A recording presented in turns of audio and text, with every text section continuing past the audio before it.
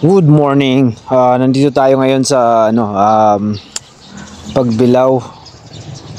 So, dito tayo ngayon dahil pauwi tayo ng Aurora. So, ang gagawin natin ngayon, tamang rides lang dito sa off-road.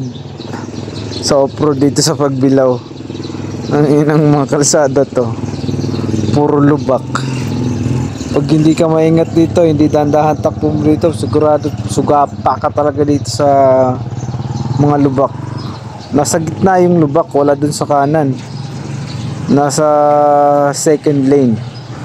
So kaya sa mga biyahe dito, lalo na pag gabi, ay magdahan-dahan kayo dito, lalo na mahina ilaw nyo. Sigurado may paglalagyan talaga kayo dito sa banda rito. Hanggang hanggang Atimonan to, mga butas-butas na to So need nyo lang mag-ingat at magdahan-dahan sa pagbiyahe dahil mahirap na. Sigurado sugapa ka talaga sa butas pag hindi ka nagdahan-dahan sa pagmotor. Yung truck nga kanina umovertake sa amin pagdating dun sa unahan, puro lubak at parang parang yung niya bigla siya tigil ikaw pa naman malubak dun sa mga butas-butas pero hindi pa rin talaga kami nakalusot, talagang overtake na sila sa kanan kasi nga butas-butas dito sa kaliwa. Yan.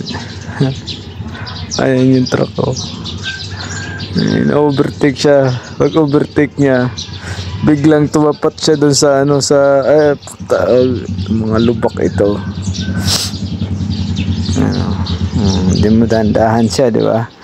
Di na overtakean ko siya. Siya nag-overtake sa akin kanina di na overtakean ko siya. Iwanan siya. Kasi overtake, alam niya ng mga lubak. Pag dito kayo sa Pagbilao, alam na hindi po pwede magpatakbo na mabilis dito. Siguradong may paglalagyan ka kasi puro nga butas yung mga butas na pinagtakpan ng espalto na tuklap din may ginagawa din yung kaliwa, minsan putol at may harang. Talagang hindi rin basta maka-overtake dahil putol yung kalsada dito minsan sa kanan. Kaya ingat na lang kayo dito pag dito kayo dumaan.